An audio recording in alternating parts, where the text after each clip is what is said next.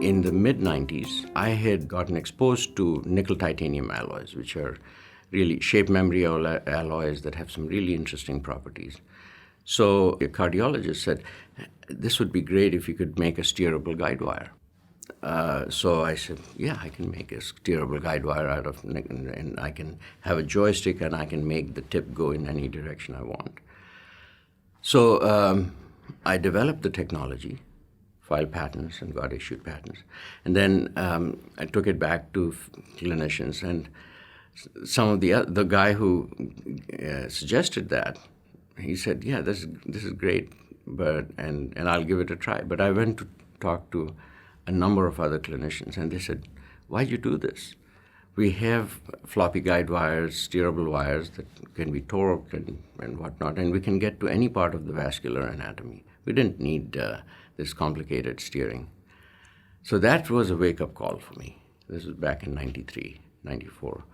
And I said, boy, I really can't rely on these guys to tell me their problems, because one physician might be really facile by technology, really interested in technology, but really doesn't have a good grasp of market and what's needed.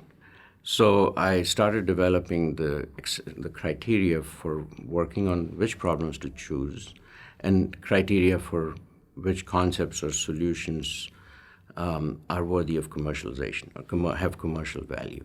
So there are a number of things you can do to select the right concept. First of all, that assumes that it's going to solve the problem that you have.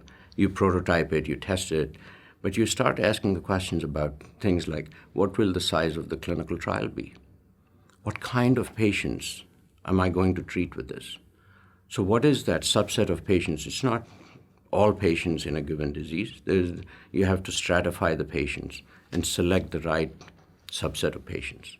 And so determine what the inclusion-exclusion criteria will be.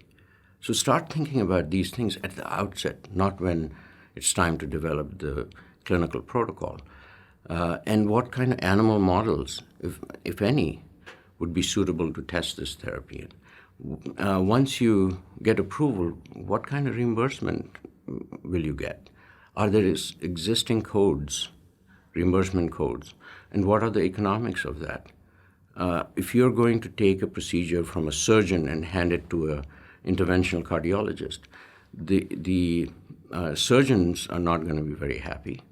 So what are the ramifications of changing the economics for the care providers? Also, in today's environment, healthcare economics play a crucial role in the success of a new therapy.